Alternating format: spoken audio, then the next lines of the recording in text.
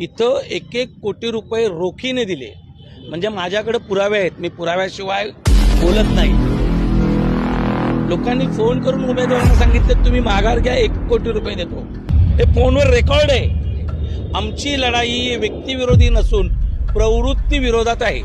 आम्ही प्रवृत्ती टेचून काढायला जन्माला आलो. आमची सत्सत्वे बुद्धी त्यांच्या नांग्या टेचल्याशिवाय, पनवेलचं शुद्धीकरण केल्याशिवाय राहणार. त्यांच्या घरापर्यंत त्या लोकांचे पैसे पाकिट येत असतील. उद्या हेच लोक गुंडशाहीनं बिहार सारखे तुमच्या बायका मुली सुना पळवून नेऊन त्याच्यावर जेव्हा बलात्कार करतील तेव्हा तुम्हाला माझे शब्द आठवतील. यांचे डांबरीकरण केले की 6 महिन्यात वाहत जाते डांबर. आता हे जे कॉन्क्रिटीकरणाचे रस्ते हे 2 वर्षात उखडून गेलेत. हा भ्रष्टाचार नाहीये. अशा पद्धतीनं महापालिकेची टेंडर घ्यायचे आणि तो भ्रष्ट पैसा या इलेक्शनला लावायचा. माननीय मुख्यमंत्री महोदयांनी 400 कोटी देतो म्हणून सांगितलं. 2016ची घोषणा 2026 उगवलं तरी त्यांची ती योजना कार्यान्वित होत नाहीये. खड्डेमुक्त रस्ते.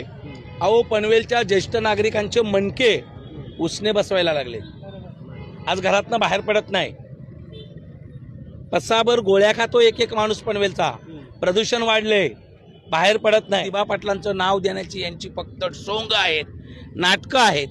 यांना जर खरोखर दिबा पाटलांचं नाव द्यावं असं वाटलं असतं तर लोकनेते सी.डी. देशमुख, रोह्याचे सुपुत्र, यांनी जसा पंडित नेहरूंवर राजीनामा भिरकावून लावला आणि स्वाभिमान दाखवलं तसं या पनवेल, उरण, नवी मुंबईच्या सगळ्या आमदारांनी देवाभाऊंच्या तोंडावर राजीनामा देऊन आगरी समाजाचं अस्तित्व दाखवून दिलं असतं. पण हे स्वतः दगडाखाली यांची आहेत. या सगळ्या आमदारांचे पनवेल, उरण, नवी मुंबई हे जे काही दिबा करतायत यांच्या भ्रष्टाचारामुळं यांचा हात ईडीच्या दगडाखाली आहे. आणि फडणवीसांनी सांगितलंय गप गुमान सत्ता आणून द्या नाहीतर जेलमध्ये हवा खायला जा. त्याच्यामुळे दचकलेत.